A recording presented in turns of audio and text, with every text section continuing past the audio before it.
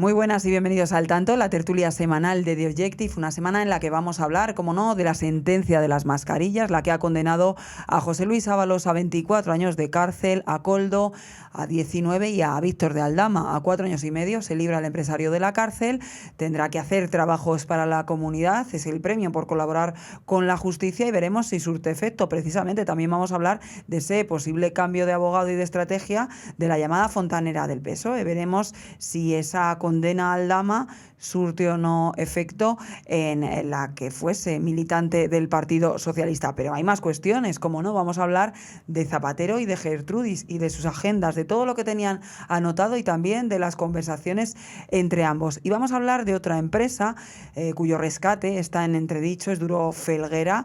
Nuestro compañero Javier Leal nos va a contar todos los detalles de ese rescate que, como decimos, está muy en entredicho en estos momentos. No vamos a dejar, como no, de lado el Mundial. Hablaremos con nuestro compañero Adrián Ortega sobre el mismo y también la actualidad del corazón de la mano de Marina Ochoa. Arrancamos ya.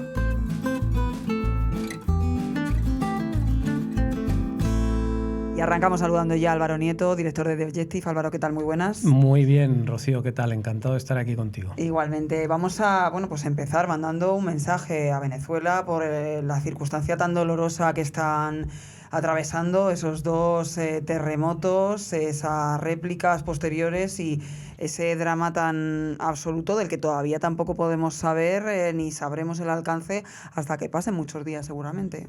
Sí, la verdad es que es terrible y bueno, si no tuvieran poco los venezolanos con la situación que padecen desde hace años, encima les cae esto encima, ¿no? Así que bueno, pues le mandamos muchísima solidaridad, muchísimo cariño desde The Objective. Es un país que en esta casa queremos mucho por múltiples razones y yo personalmente también por motivos familiares. Y afortunadamente todas las personas que conocemos parece que están bien, pero indudablemente el impacto y el alcance de víctimas que va a tener esta desgracia es enorme, con lo cual yo creo que lo único que podemos pedir es que, en fin, esperemos que cuanto antes ese país vuelva a la normalidad y que el número de víctimas sea el menor posible. Lo que pasa es que después de tantos años de dictadura, en ese país no funciona nada. Y aparte de que las construcciones pudieran estar más o menos viejas, el drama es que prácticamente no ha habido una atención rápida ni de los bomberos, ni de las ambulancias, ni de nada, porque hay muchísima carencia en Venezuela y porque la dictadura ha destruido cualquier servicio público. Y eso ha dejado expuestos a los venezolanos ante un terremoto de estas características, completamente abandonados y sin poder recibir prácticamente ayuda. Así que, en fin, les mandamos un fuerte abrazo a todos ellos y esperemos que los que queden heridos se recuperen lo antes posible. Y que la ayuda internacional, que desde luego que ha mostrado su inmediatez, pues que llegue cuanto antes, que ayude todo lo que pueda, también la que va desde España, y todo nuestro ánimo.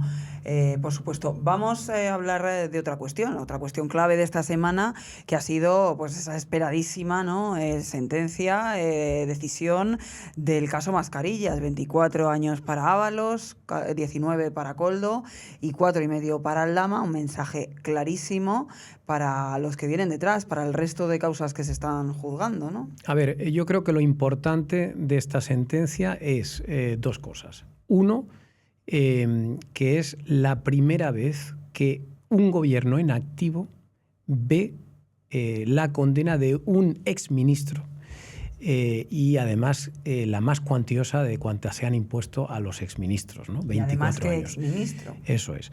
Y luego yo creo que el otro hecho yo creo que es muy destacable es que se produce una sentencia por unanimidad. Y esto es importantísimo porque en momentos en los que continuamente hay gente que extiende la sombra de la sospecha sobre la justicia, hablan de lawfare, califican a los jueces de derechas, de izquierdas, progresistas, conservadores, no sé qué. Bueno, aquí ha habido un tribunal de 7 miembros y los 7 han firmado la misma sentencia por unanimidad. Y es más, Normalmente cuando se busca la unanimidad en un tribunal es mala señal porque al final acaban aguando las penas y acaba produciéndose muy poca severidad. Pero en este caso no. En este caso se han puesto de acuerdo en imponer penas muy altas y muy duras, que prácticamente nadie preveíamos. Por tanto, yo creo que hay que alegrarse de que el Tribunal Supremo de nuestro país, por unanimidad, haya decidido condenar a un ministro. Y luego, por la parte que a nosotros nos corresponde, por supuesto, yo estoy muy orgulloso. Yo nunca me voy a alegrar, Rocío, por la situación penosa por la que atraviese alguien, por muy repugnante que me parezca. Y, por supuesto, yo no me voy a alegrar de que ingresen en la cárcel y que se vayan a estar allí un montón de años Ábalos y esta gente. Pero sí te digo que estoy muy orgulloso, como director, de los periodistas que han puesto encima de la mesa las noticias que han contribuido a condenar a esta gente, de haber hecho el trabajo tan magnífico que hemos hecho durante todos estos años. Porque hay que acordarse que el caso Mascarillas, que es el que fundamentalmente se ha juzgado ahora en el Tribunal Supremo, lo desvelamos un equipo de periodistas que estaban a mis órdenes en el año 2020, en concreto el 14 de abril de 2020, en el periódico que yo dirigía antes, que era Voz Populi. Allí dimos desde ese día en adelante un montón de informaciones sobre esta empresa a la que el gobierno estaba beneficiando con contratos cuantiosísimos de material sanitario. Y cuando empezamos a trabajar aquí en The Objective, todo el equipo, en el otoño del 21, seguimos publicando informaciones exclusivas de muchísimo impacto, ya no sobre los contratos sanitarios, sino sobre la actividad concreta de Ábalos. Y en concreto, sobre su vida disoluta, sobre cómo pasaba gastos excesivos al Partido Socialista sin ningún tipo de control, sobre sus amistades peligrosas, sobre todos los viajes, claro, sobre todos los viajes que emprendió a sitios súper exóticos después de dejar el ministerio, y luego posteriormente hemos ido desvelando una por una a todas las amiguitas del ministro, a todas las amiguitas que han sido enchufadas, hemos desvelado cómo se le pagaba la vivienda a una de ellas, hemos desvelado cómo el ministro pasó unas vacaciones en Marbella en unas vacaciones que le pagaron, hemos desvelado cómo le ofrecieron o él pidió un chalet en la provincia de Cádiz a cambio de determinados favores. Es decir, este periódico ha sido fundamental, determinante en este caso. De hecho, cuando uno coge la relación de hechos probados de la sentencia, el tribunal lo que dice es que hay 10 hechos probados acreditados y yo te diría que de los 10, 8 han sido desvelados previamente por The Objective. Luego, por supuesto, ha habido una importante investigación judicial de los fiscales y cada uno ha hecho su trabajo y probablemente Aldama también haya contribuido con alguna cosa. Pero fundamentalmente de 8 de 10 se vieron previamente en The Objective, mucho antes de que este caso estallara y mucho antes de que este caso llegara al Tribunal Supremo. Así que estamos muy contentos porque en el fondo nosotros estamos para servir a la sociedad, para ser útiles, para contar lo que alguien no quiere que se cuente y en el fondo aquí estamos aportando una serie de informaciones que han permitido condenar a una banda de corruptos. Así que yo creo que hay que felicitarse por ello y felicitar fundamentalmente a todos los periodistas que han contribuido a que todas estas informaciones se publicasen y se supiesen, que son varios de este periódico y que merecen mención. Por supuesto, a Ketty Garat también la primera, pero ha habido un trabajo, yo creo, muy coral y muy variopinto durante todos estos años. Y has mencionado, porque también esa sentencia tiene un punto importante y es la condena a Aldama. Esos 4 años y medio a servicios a la comunidad, no pisar la cárcel, sobre todo con los que vienen detrás, con Leire, con Julito. ¿Crees que va a ser determinante lo que ha ocurrido con Aldama para lo que pase con estos dos? Bueno, a ver, primero, yo creo que el trato beneficioso que se le ha dado en la sentencia a Aldama es consecuencia de su colaboración con la justicia en otras causas diferentes. Yo creo que esto conviene explicarlo porque si uno se lee la sentencia realmente y si uno vio el juicio, realmente la aportación de Aldama al caso Mascarillas, no es muy grande. Insisto, porque estaba previamente publicado en nuestros periódicos.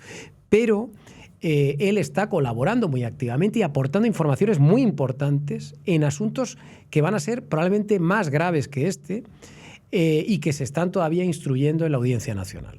Entonces, el Supremo lo que está es aplicándole una serie de ventajas en base a esa colaboración que está llevando a cabo por otro lado.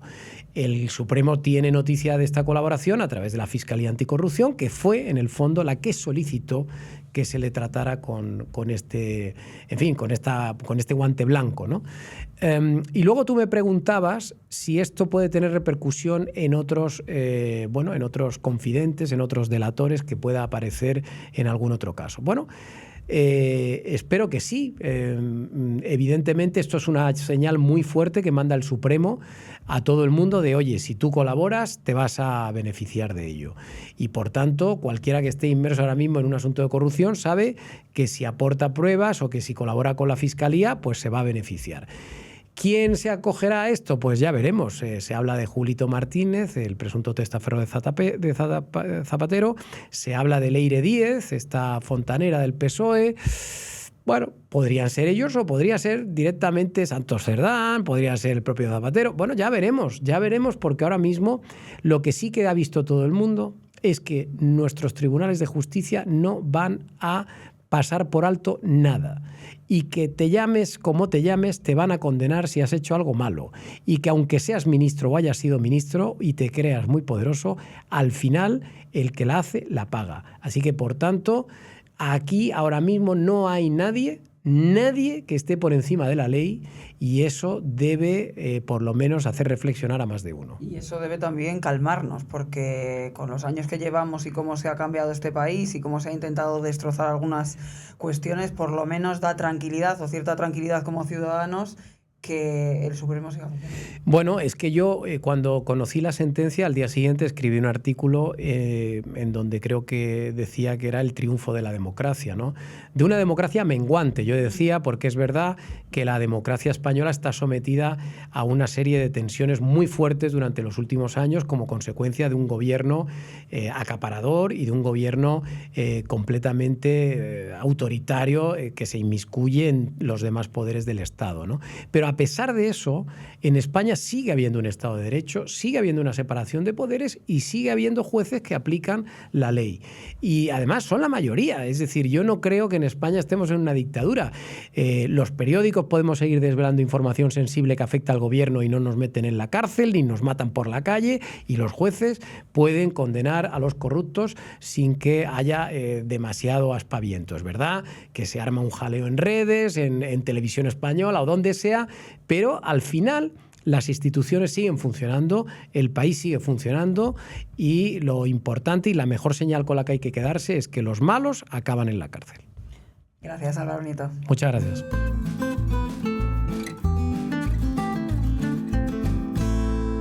Fran Serrato, ¿qué tal? Muy buenas. Muy buenas, un placer.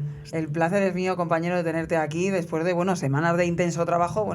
Todo el año de intenso trabajo llevas, porque la verdad que es un no parar de información, es un no parar para los especialistas en tribunales y en investigación.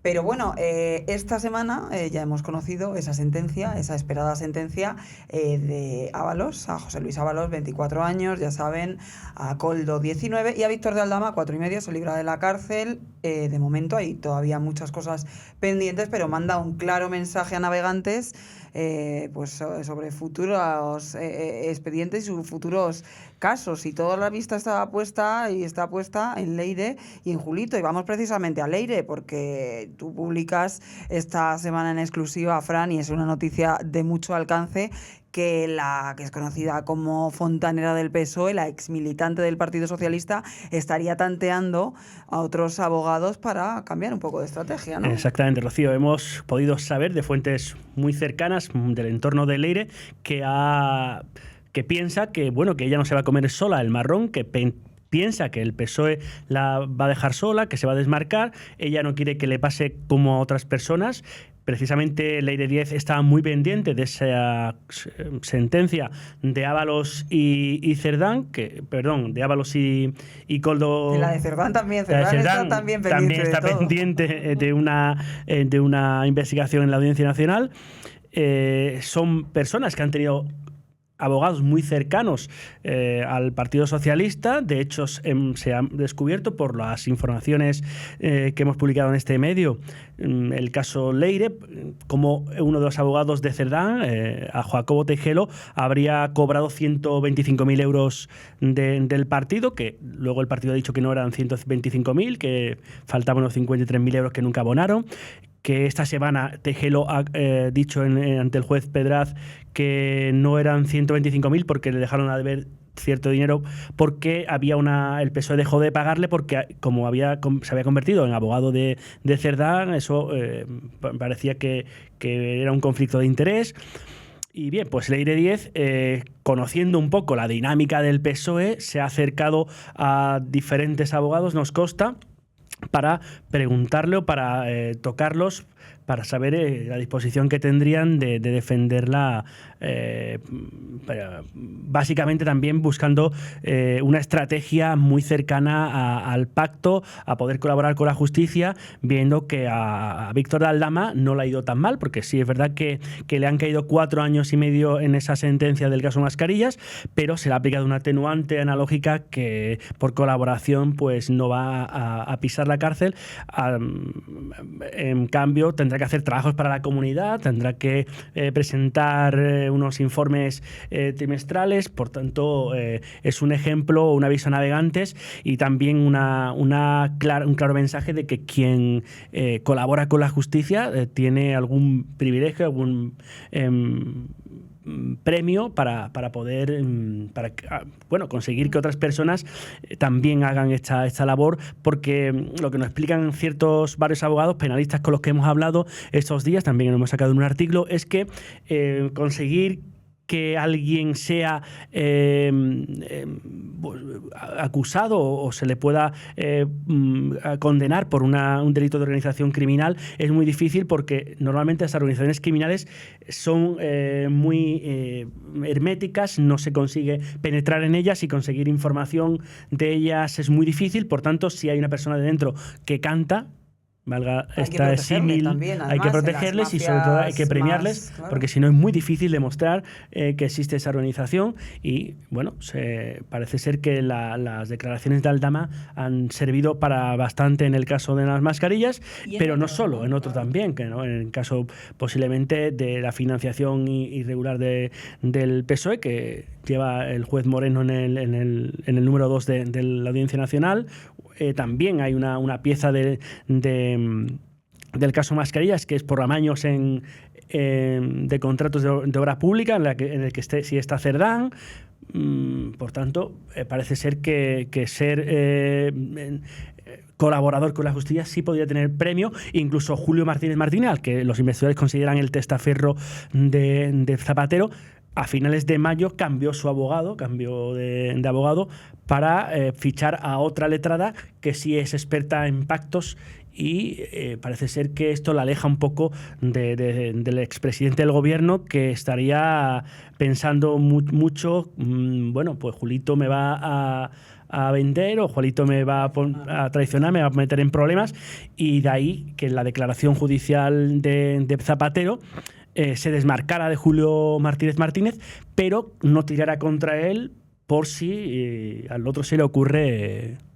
No sabe, de eso no contesto.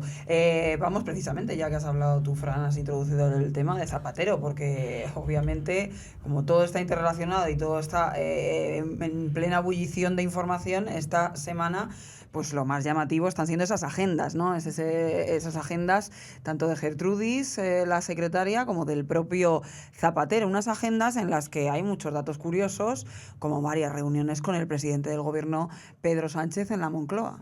Exactamente. Bueno, es verdad que esas agendas son de los 2 últimos años, 24 y 2025, que este jueves el propio juez Calama ha abierto una investigación para ver quién filtró esas agendas. El expresidente del gobierno, Zapatero, a su defensa ha alegado de que se debió hacer un expurgo de esas agendas porque se le está investigando por unas cuestiones, pero sin embargo que se hayan revelado esas agendas agendas deja al descubierto muchísima información, mucha de ella de carácter personal del expresidente del gobierno, y por tanto hemos podido saber que hay 25 citas con el presidente del gobierno y con diferentes ministros, con el que más con Bolaños, también muchas con gente del partido con importantes cargos, como era el señor Santos Cerdán, secretario de organización del Partido Socialista, que porque Zapatero durante un tiempo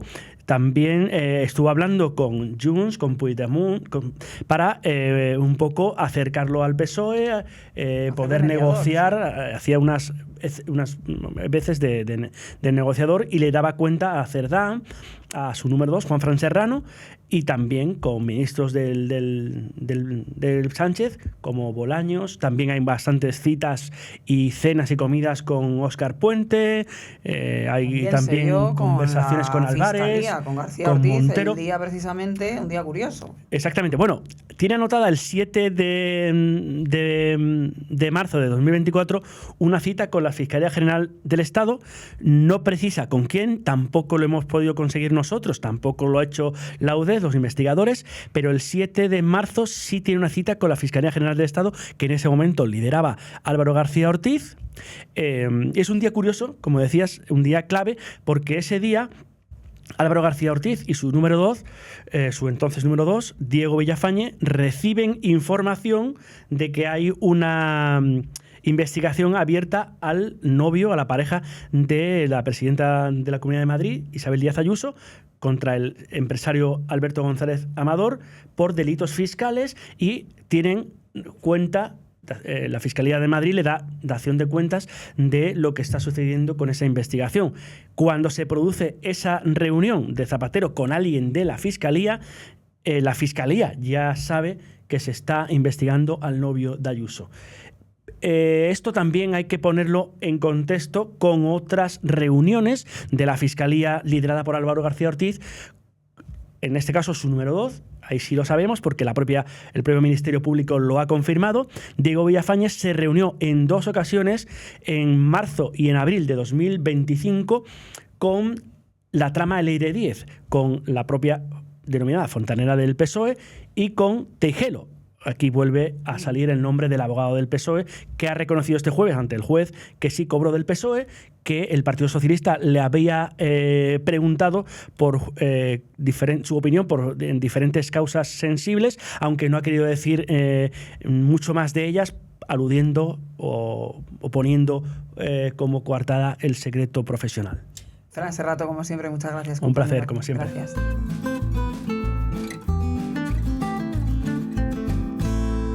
Pues vamos de esas agendas de Zapatero y de Gertrudis, ya saben, su secretaria, a las conversaciones que también tenían ambos, que eran muy fluidas y muy constantes. La relación era de máxima confianza, pero a través de su teléfono móvil. Pelayo Barro, ¿qué tal? Muy buenas. Muy buenas, ¿qué tal? Porque según publicamos en The Objective, según publicáis Teresa Gómez y tú, hace referencia precisamente a las lobas. ¿Quiénes son las lobas? Bueno, pues una de las partes de esos mensajes más significativa es aquella que se produce justo cuando cae Julio Martínez, que es el testaferro de Zapatero, ¿no? El momento en el que, digamos, se ve amenazado toda su estructura de negocios y, bueno, y empieza, digamos, a vislumbrarse un poco... Ponerse la cosa fea. Eso es, hacia dónde va la cosa, ¿no? No hay mensajes.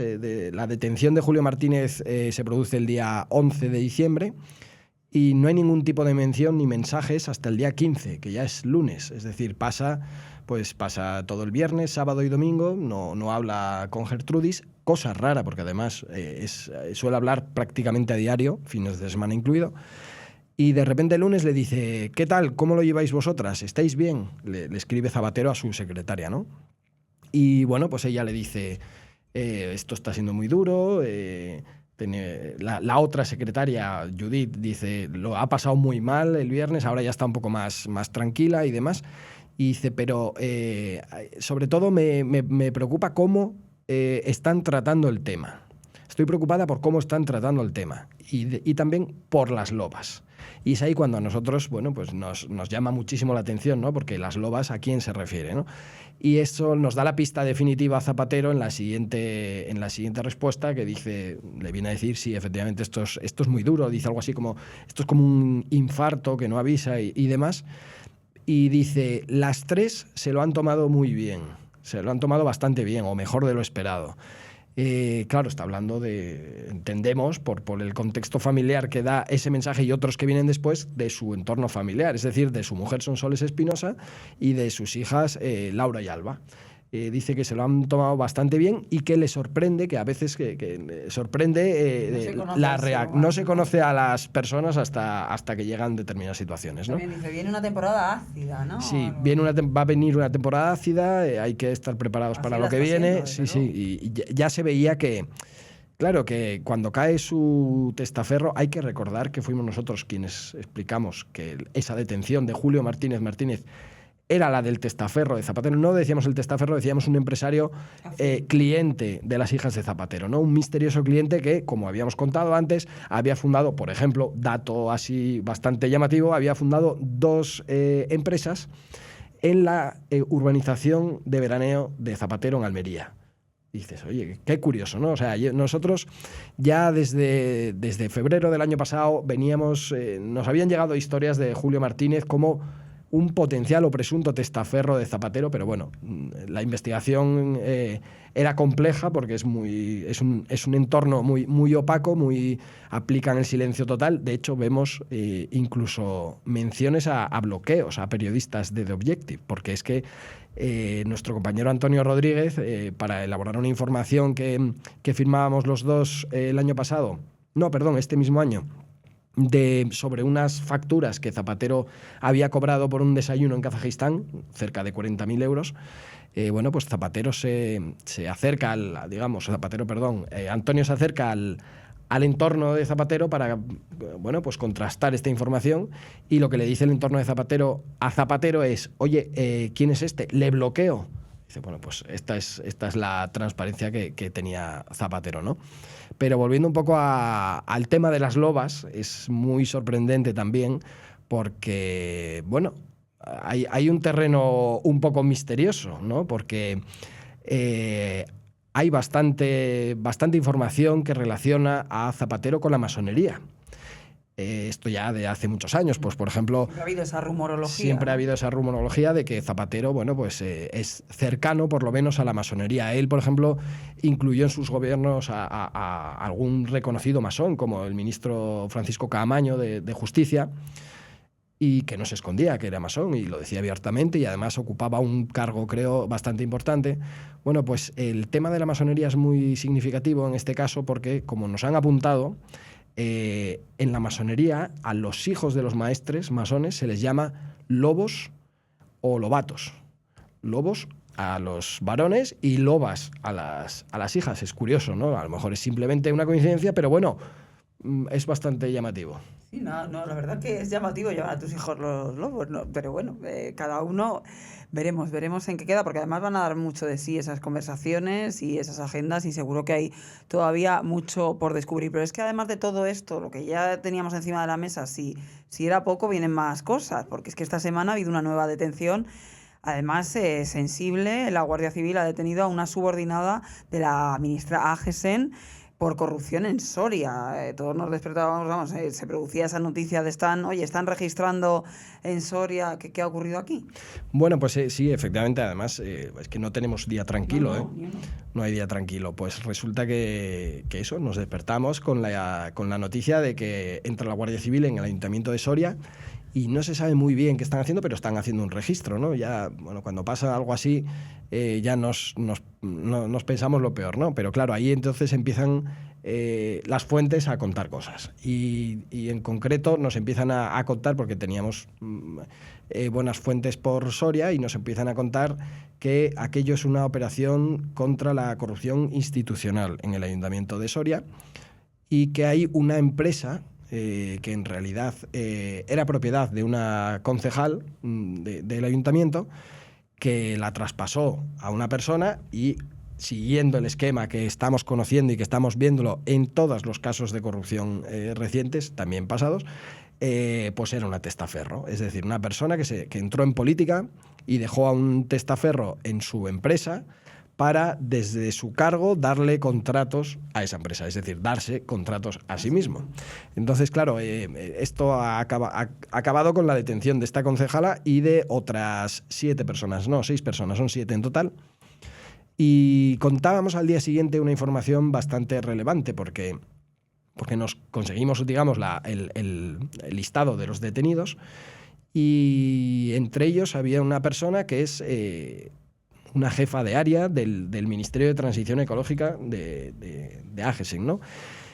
Claro, es muy curioso porque además sabemos que no la detuvieron en el ministerio. Eso es una de las primeras cosas que nosotros intentamos enterarnos porque, oye, si han entrado la Guardia Civil, que en este caso no ha sido la UCO no ha practicado las detenciones, sino que ha prestado apoyo técnico, pero si la Guardia Civil ha entrado a un ministerio a detener a un funcionario, a un alto funcionario, hombre, pues estamos ante algo bastante serio, ¿no?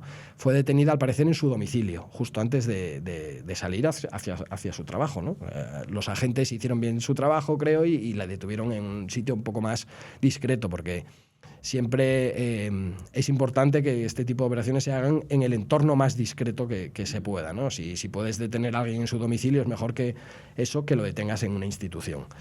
Y bueno, efectivamente esta chica está vinculada a esta empresa de corrupción en Soria, y solo conocemos, o sea, estamos conociendo la punta del iceberg de todo este caso, porque es un caso con ramificaciones en Madrid y parece que en otros sitios. Y hay que recordar que Soria es si no recuerdo mal, es la única capital de provincia gobernada por el PSOE. O sea, el único ayuntamiento de capital de provincia que gobierna el PSOE en estos momentos, si no recuerdo mal. Por lo tanto, bueno, pues eso, otro problema bastante grave para el Partido Socialista. Y suma y sigue, Pelayo, como siempre, gracias. Gracias.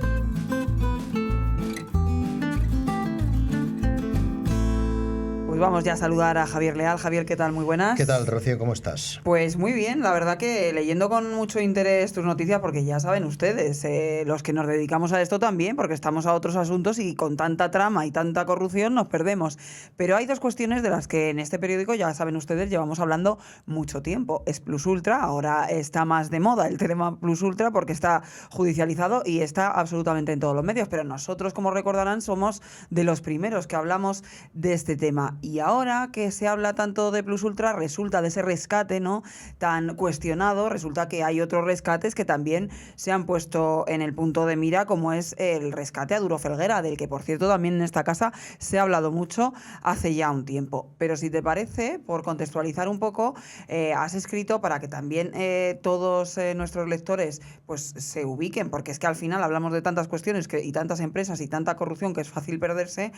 ¿Qué es lo que falló? Has escrito una noticia muy interesante, pues haciendo un poco ese resumen en Plus Ultra, las 6 pruebas que desmienten el discurso de Sánchez, que ya saben que ha hablado precisamente de Plus Ultra en el Congreso y ha desmentido todo el tema del rescate, de que se favoreciese un rescate que no era correcto. Vino a decir que la Unión Europea, que Bruselas avaló ese rescate. ¿Cuáles han sido esas 6 mentiras por las que nosotros tan categóricamente decimos que Plus Ultra, esta compañía aérea con un avión apenas, nunca debió ser rescatada? Sí, fue un rescate más de 53 millones de euros, y Pedro Sánchez en el Congreso, pues eso, precisamente pidió a la gente, oye, que buscase pruebas de verdad y que la gente no estuviese diciendo por ahí que realmente pues no había sido correcta el rescate de Plus Ultra, ¿no? Es más, ahí has comentado una cosa, que por empezar, si quieres, por eso, porque él dice que esto lo avaló el Tribunal Europeo, el Tribunal de Justicia de la Unión Europea, que no es verdad.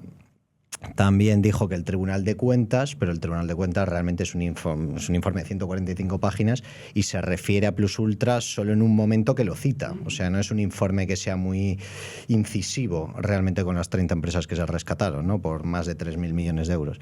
Y luego hay otro del IGAE que depende del Ministerio de Hacienda, pero que no es público, ¿no? Entonces, bueno, realmente si ese es su argumento de autoridad, pues no parece el más sólido de todos, ¿no? Y por responder a las 6 pruebas, que es de lo que hablamos hoy, pues la primera de todas son las cuentas, que hay la propia justicia, a través de un informe, asegura que estaban maquilladas, ¿no? tú tenías que cumplir unos 13 criterios para poder recibir ese rescate, y uno de ellos, el punto número 2, era ese, no estar en crisis, ¿no? Entonces, si tú analizas las cuentas anuales, es verdad que el primer año, en 2018, incumple, pero en 2019 cumple. El problema es que se ha ido sabiendo que realmente pues incumplía. Había una serie, al menos sombras, que es lo que dice Sánchez, que no hay sombras, sí genera aquí sombras, ¿no? Había al final un préstamo participativo procedente de Panamá que se está investigando por parte de la justicia y que es lo que hacía un poco cuadrar las cuentas. Muchos ajustes extracontables que generaban sospechas y que ahora mismo precisamente se están investigando, ¿no? Porque se habla de que maquillaba realmente las cuentas, ¿no? Había muchos problemas de caja, también problemas con el EBITDA. Realmente era una empresa que realmente se llega a sentenciar a través de un juzgado que no debía merecer esa ayuda, o esta empresa estaba realmente en crisis, ¿no? Y ahí, bueno, esa es la primera prueba. La segunda prueba es si era una empresa estratégica. Dicen que, claro, esta es la otra gran prueba, ¿no? En un avión, Ese es el problema. estratégica no parece. ¿O cuántas veces has volado tú en Plus Ultra, Javier? Ninguna. Yo tengo, ninguna. O sea, ni creo que nadie que conozca ha volado nunca. Sí, o que la hayas visto igual por la pista, ¿no? Algún avión de Plus Ultra, ¿no? Hay un dato muy potente, que es que Plus Ultra apenas representaba el 0,03% del total del tráfico aéreo generado en España en 2019, que es ese año previo al rescate. Me parece muy... Se situaba en el puesto 166 de todas las empresas del sector español. Es decir, no parecía... Estratégica no parece. Es una segunda prueba que realmente... Y de hecho la propia presidenta actual de la SEPI, Belén Gualda, dijo que sí, que al parecer la comisaria europea Margrethe Vestager dijo que tenía todo el sector aéreo que ser rescatado, y esa declaración la hemos buscado aquí en el periódico y no sale por ningún lado. O sea, que ese es, digamos, el argumento que tienen ellos. La tercera prueba era que estuviesen al corriente de pagos, por tanto con la seguridad social como con obligaciones tributarias. Ellos dijeron que sí, pero descubrió la justicia que no, que tenía una deuda con la seguridad social, con la tesorería. Además, también descubrieron que habían falsificado los datos con ese asunto. O sea que llevamos ya 3 pruebas, 3 criterios. No cumple. Tenías que cumplir los 13. Llevamos ya 3 que incumple. O sea, ya sería causa suficiente sí, para no recibir. Con uno ya no lo tienes que cumplir, ya llevamos 3. La cuarta era tener viabilidad, es decir, mostrar un plan de viabilidad que esta empresa pues, realmente va a funcionar con el préstamo y tal. Sin embargo, ya en el propio año en el que ya computa, ya ese año comienza el inicio de su crisis. Tanto en 2021 como en 2022 tienen que ser 2 años para considerarse una empresa en crisis. Y en esos 2 años, 2021, que ya es el propio año del rescate, ya empezaba a estar en crisis. Era el primer año. Era el año de la COVID, eso la COVID, se entiende. Y en 2022 también. Y en 2023 también. O sea, el ratio. Claro, son 2 ratios que hay que medir, que es el ratio de deuda capital, deuda barra capital, o el deuda... Pero el tema es el previo, de dónde venía. De dónde venía en 2019, que tampoco es que la situación fuese brillante. Y la otra es otro segundo criterio, que es el de la cobertura de intereses, medido con el EBITDA. Pues si tú tienes en cuenta esos 2 criterios y no cumple, y si incumples, que era el caso de esta compañía, pues no eras una compañía en crisis, ¿no? Y de nuevo, pues incumplía la propia Plus Ultra, por lo tanto no tenía un plan de viabilidad al menos certero o eficaz. Otra cosa es que le comprasen cualquier tipo de documento, ¿no?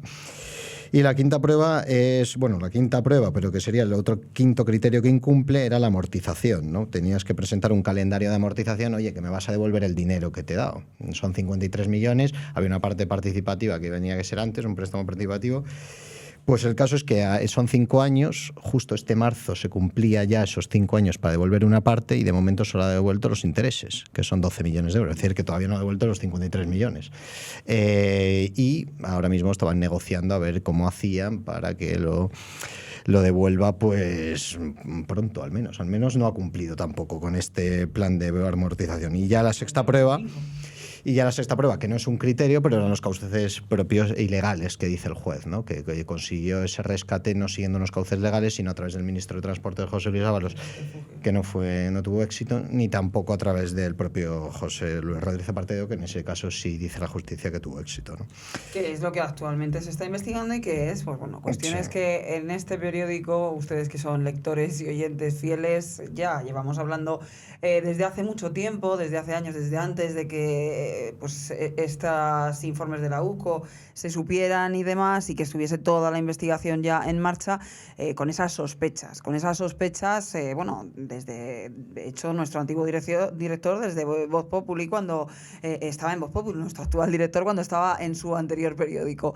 Disculpen, entonces, bueno, era por recordar un poco, pues, de qué estamos hablando y cuántas mentiras soltó el presidente del gobierno en el Congreso por su boca esta semana al hablar de este caso. Pero este caso, pues, ha seguido también levantando, como decía, sospechas, pues, de otros rescates también muy cuestionados, y es el caso de Duro Felguera.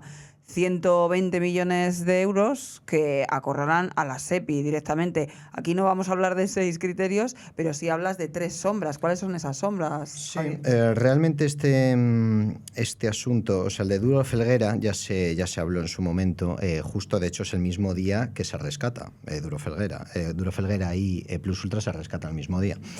Y entonces se rescata, y entonces, bueno, Duro Felguera, realmente se habló mucho de esta empresa, bastante. La cosa es que, bueno, pues esta empresa de nuevo incumplía con los criterios. Hay una serie de criterios, que es lo que hemos comentado, que es primero es el de la deuda barra capital, que no puede superar el 7,5. Entonces, en el caso de Duro Felguera, en el año 2018 tenía 7,8 y en 2019 8,89, o sea, incumplía. Y el de la ratio de cobertura de intereses, no puedes estar por debajo de 1. Y en este caso fue menos 18,31 en 2018 y menos 2,82 en 2019. Es decir, incumplía claramente el gran criterio. El gran criterio que te exigía. Porque realmente el resto es verdad que muchos pueden llegar a ser subjetivos, pero este es el puramente financiero, el técnico, el oye, cumples realmente con los requisitos financieros. Los números no mienten, salvo que los manipules en una auditoría, pero los números no mienten. Claro, esa es la cosa, ¿no? Además, también otro de las sombras por mencionar es la famosa libreta de Leire Díez. La propia Leire Díez, en las libretas en la agenda que se ha incautado por parte de la Unidad Central Operativa de la Guardia Civil, aparece un manuscrito donde ella misma dice, oye, la situación de Duro Felguera es muy complicada. Básicamente dice, está a punto del rescate, o sea, esta empresa no era viable, no era para nada viable. Y aún así esto fue justo antes del propio rescate. O sea que hasta ella misma, que es una voz bastante autorizada al final, reconocía la endeble situación que tenía la propia empresa, ¿no? Entonces, bueno, Duro Felguera no cumplía con los requisitos, y hay una tercera sombra muy curiosa, y es que la empresa que se encargó de todo ello fue Mazars, que era como la que encarga a la SEPI para que mida si cumplía con los requisitos financieros.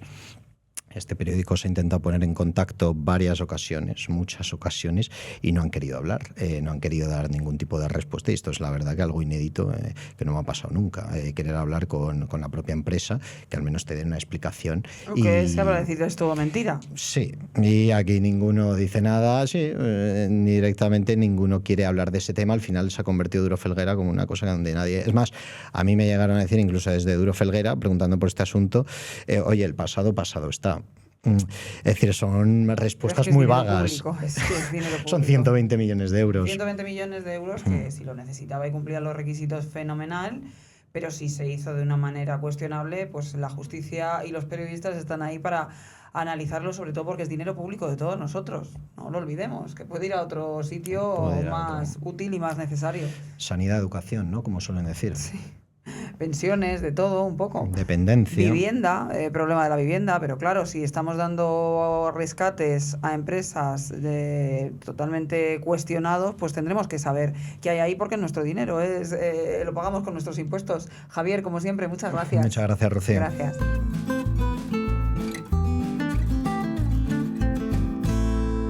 Pues sigue el Mundial en marcha. Vamos a saludar ya a Adrián Ortega. Adri, ¿qué tal? Muy buenas. ¿Qué tal, Rocío? ¿Estás viendo muchos partidos, todo? Nada. Demasiado. Lo del dormir se está complicando, ¿eh? Sí, porque claro, los horarios son muy complicados, son complejos. Sí, está siendo bonito todavía esa competitividad entre Messi y Cristiano, que yo no sé si vamos a volver a ver o a vivir en algún momento con otros dos jugadores durante tanto tiempo, dos jugadores que han sido y son históricos, con esos números cada uno a su estilo, y y parece Pues que mira, uno se pica con otro, decirte uno mete que- 2 goles o 3 y el otro va Decirte también. que se puede vivir un auténtico partidazo si, bueno, Argentina que ya pasa a primera y si Portugal pasa a segunda, pues se pueden cruzar Messi y Cristiano, Argentina y Portugal en un partido que yo creo que puede ser el partido más visto de todos los mundiales, la verdad. Y luego, pues bueno, lo que dices, todos los jugadores así grandes y favoritos están cumpliendo. Mbappé, Messi, Haaland, Cristiano, Lamine ya por fin volvió también a meter. Bueno, un mundial en el que pues todos los grandes están respondiendo. No hemos visto así ninguna súper sorpresa. Sí que es verdad que esta fase de grupos, al haber más equipos, pues es que es muy difícil. Tienes que hacerlo muy mal las grandes, el quedarte fuera.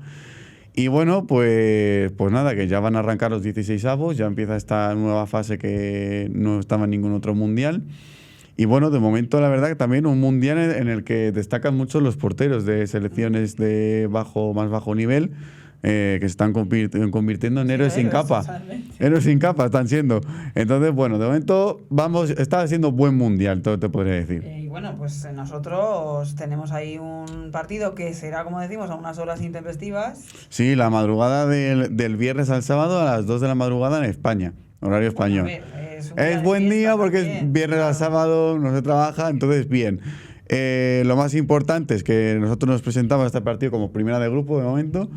Las opciones para pasar a 16avos son igualmente altas, o sea, aunque quedemos terceras, como en la siguiente fase estamos.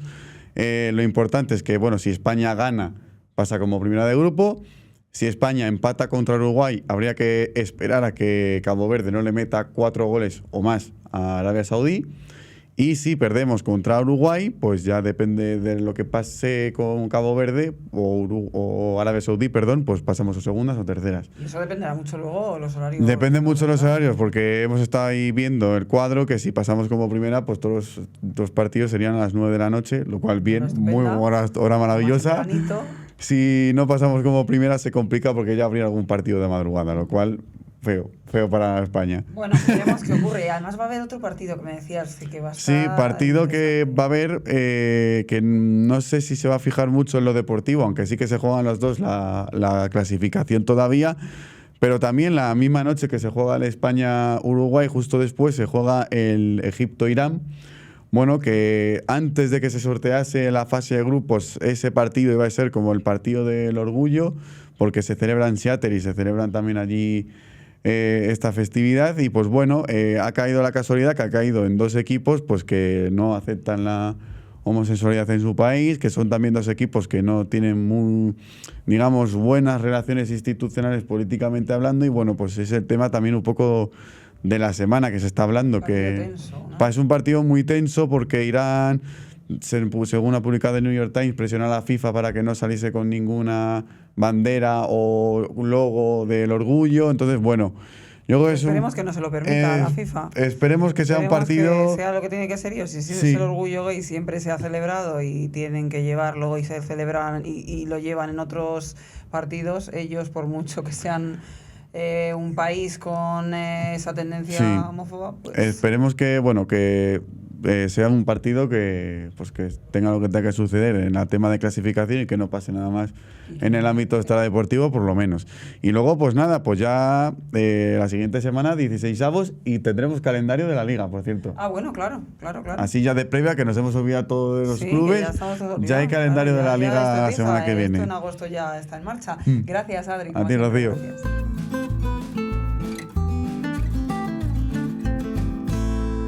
Pues vamos a poner ya punto y final a nuestro al tanto de hoy, como no, con nuestro corazón. Además ya empieza el veranito, ya los salseos del verano. Marina Ochoa, ¿qué tal? Muy ¿Qué buenas. tal? Y viene mucho Viene cargadito, yo contenido, creo, ¿no? sí. Vamos por partes, vamos con el rey, porque es Sí. tradicional que venga en verano a tierras españolas. Ya saben que lleva muchos años residiendo en Abu Dhabi. ¿Hasta cuánto tiempo se va a quedar el rey emérito en España? Pues es una buena pregunta. Lo que sabemos es que vino a San Genjo hace unos días por las regatas, su icónico bribón como siempre, y luego va a hacer otra parada en Suiza porque también siguen las regatas. El año pasado fue en Nueva York, este año es en Suiza, o sea que va cambiando un poco. Y sí que es cierto que antes de estar en Galicia estuvo en Portugal. y no sabemos si después de irse a Suiza de nuevo volverá a Abu Dhabi o volverá a España. Lo que se sabe y lo que se ha contado es que por ahora no tiene previsto volver a Abu Dhabi hasta por lo menos pasado el verano. O sea que no sabemos si estará en España o hará una ruta, pues al fin y al cabo tiene varias cosas que hacer. Él viaja mucho a Londres, viaja mucho a Vitoria por sus problemas de movilidad que se lo tratan allí. Luego tiene a sus hijas aquí entre Madrid y Barcelona, o sea a que... sus nietos y nietas, claro, tendrá que ver, o sea, sí. al rey, a Felipe y eso a Leticia, ya no lo sé, sabemos si eso habrá ya ese lo dudo, encuentro. pero sí, bueno, quien ha estado con ellos en Galicia es María Zurita, su sobrina y su hermana, así que bueno, por ahora son los únicos encuentros que hemos visto así de la familia del rey públicamente.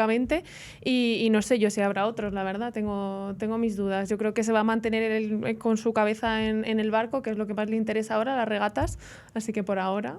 Veremos qué ocurre. A la que seguro que sí ve, porque bueno, tienen buenísima relación, es a una de sus hijas, a la infanta, bueno, a Cristina, que además contábamos la semana pasada que había cambiado de residencia de Ginebra a Barcelona, pero parece que no va a ser su destino final y podría coincidir con su padre. De hecho, un poco sería el motivo, ¿no? Sí, eso hablamos la semana pasada, que se había marchado de Ginebra y que además había dejado su trabajo en la Fundación Aga Khan. Sigue trabajando con otra fundación, con la Fundación La Caixa, y está en Barcelona, pero según ha publicado Vanitatis, parece que ese no va a ser su último destino, que ella lo que quiere es trabajar en Abu Dhabi. Quiere hacerlo por varias razones. La primera de ellas es porque su padre vive en Abu Dhabi y mantiene una relación excelente con él, y luego también porque tiene una red de contactos bastante amplia. De todos los viajes que ha hecho ella a Abu Dhabi con su hermana, que además ha viajado mucho más que Elena, o sea que le gusta la ciudad y el país, parece ser que en esos viajes ha hecho pues, contactos, tiene muchas amistades dentro del terreno que lleva ella, que es todo lo relacionado con las relaciones internacionales,